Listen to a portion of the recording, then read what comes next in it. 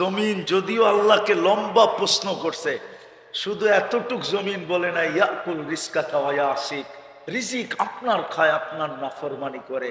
ইয়ানদুরু বিআইনিকা ওয়া ইয়াসিক, আপনার দেওয়া চক্ষু দিয়া দেখে, আপনার নাফরমানি করে। ইয়াসমাউ বিউযুনিকা ওয়া ইয়াসিক, আপনার দেওয়া কান দিয়া শোনে আর আপনার নাফরমানি করে। ইয়াতাকাল্লাম বিলিসানিকা ওয়া ইয়াসিক, আপনার দেওয়া পাও দিয়া, আপনার দেওয়া পাও দিয়া চলে আর আপনার নাফরমানি করে। কানা সগীরা ফাকাব্বারতা, ছোট ছিল আপনি তো বড় করলেন।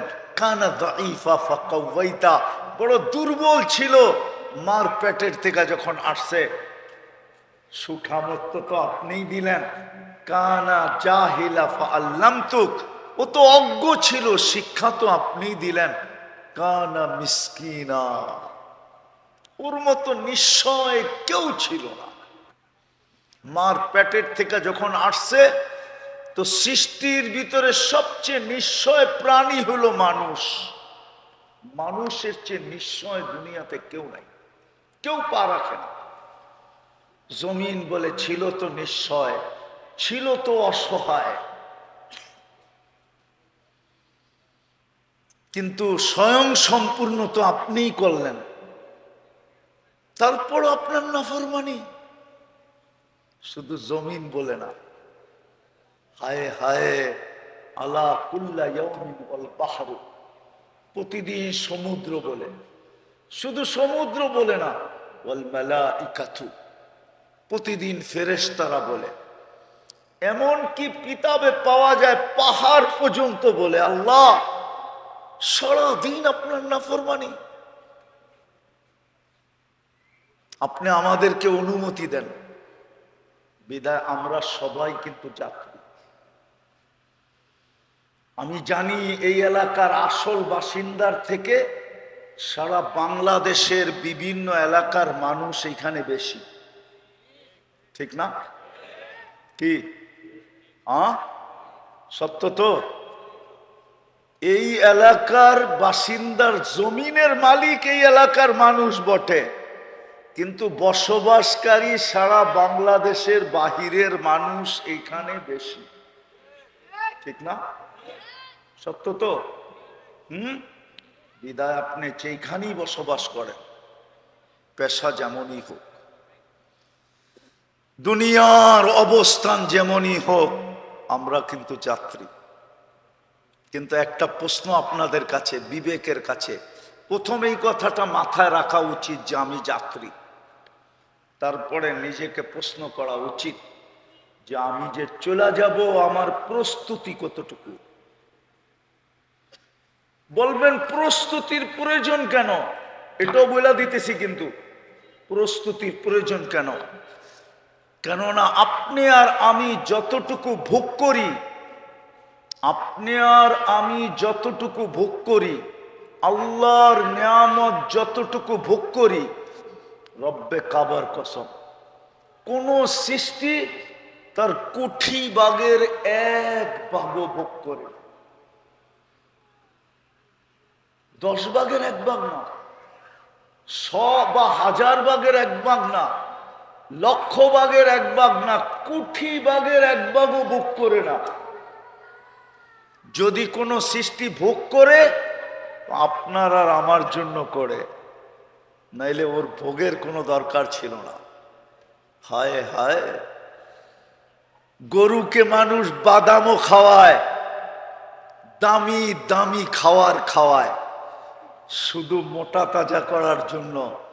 যত ওয়েট বেশি হবে তত দাম বেশি হবে, তত আমার জেব বেশি ভরবে। যত চর্বি হবে তত গোশতে কি, আরে কয়টা কেন, তত গোশতে মজা হবে। শত শত আইটেম আমরা পাক করে খাবো, কোনো সৃষ্টি ভোগ করে না। বিদায় আপনাকে আমাকে চিন্তা করা উচিত আমার প্রস্তুতি কতটুকু। প্রথমেই বলছি যেই কোনো সময় চলে যেতে পারি, প্রস্তুতি কতটুকু, কতটুকু প্রস্তুতি। অথচ এই উম্মতের জন্য তো প্রস্তুতি সহজ ছিল। আমি একটা দেখাইতেছি, একটা। কেউ যদি এই মহররমের 2টা রোজা রাখতো তো নাকে তেল দিয়া ঘুমাইতে পারত। ও বলতো অতীত 1 বৎসরের গুনাহ মাফ। কি আগামী মহররম পর্যন্ত আপনার গুনাহ মাফ, পিছের মহররম থেকে এই মহররম পর্যন্ত আপনার গুনাহ। বা রানিং কোন জায়গায় লেখা আছে রানিং 1 বৎসরের, কেননা ইসলামী বৎসর শুরু হয় কোন মাস থেকে? মহররম থেকে। রানিং বৎসরের গুনাহ মাফ। যদি দ্বিতীয় আরেকটা দেখাইতেছি, আজকের দিন যদি নিজের সাধ্য অনুযায়ী, সাধ্য বোঝেন, অ্যাবিলিটি বোঝেন, সমর্থ বোঝেন, পকেটে যেই কয় টাকা আছে ওই কয় টাকা বোঝেন, আজকের দিনে যেই কয় টাকা পকেটে ছিল যদি হাত খুলা পরিবার পরিজনের উপরে খরচ করত, গরিবদেরকে সাহায্য দিত, আত্মীয় স্বজনের উপরে খরচ করত, প্রতিবেশী গরিবদেরকে যদি দিত, তাইলে 1 বৎসরের বরকত দেওয়ার গ্যারান্টি ছিল। কয় বৎসর? কয় বৎসর? 1 মাস 1 দিনের বিনিময়ে কয় বৎসরের বরকত? 1 বৎসর কয় দিন হয়? 365 দিন বরকত দিতেন। তাহলে প্রস্তুতি কঠিন না সহজ? কিন্তু রোজা রাখছে কয়জন বলেন না? নফল বইলা বেশিরভাগ লোকই ছেড়া দিছে, ঠিক না? ইচ্ছা করলে বৃহস্পতি শুক্র 2 দিনে কমপ্লিট করতে পারত, অথবা ইচ্ছা করলে শুক্র শনি 2 দিনে কমপ্লিট করতে পারত। আজকেও ছুটি, কালকেও ছুটি, 2 দিনে কি কমপ্লিট? আজকেও ছুটি, কালকেও ছুটি, 2 দিনে কমপ্লিট করে ফেলতে পারত।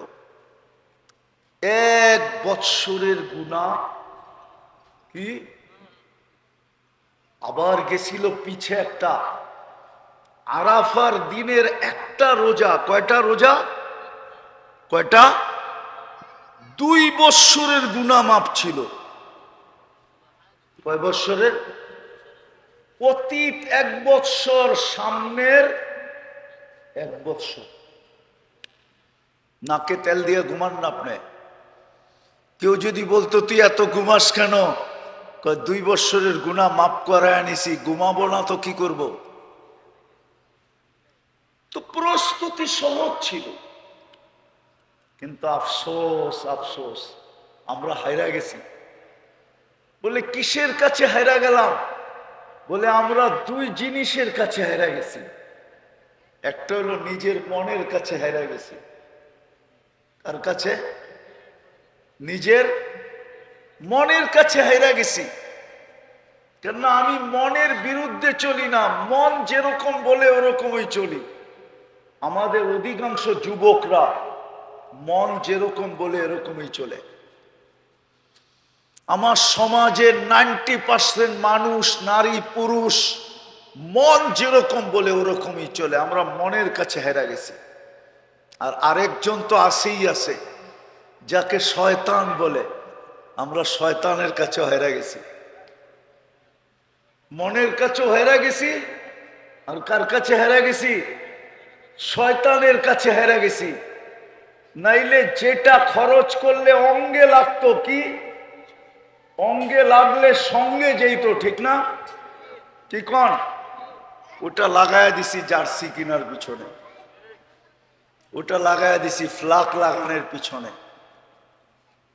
যাক, আবার ওই দিকে যেতেছি না, আমি শেষ জায়গায় চলে আসছি। প্রস্তুতি নেন, নাইলে আল্লাহর কাছে দাম পাওয়া যাবে না। রাগ হয়ে যান না, এই মজলিসটা আমি জানি সব শ্রম পেশার মানুষ।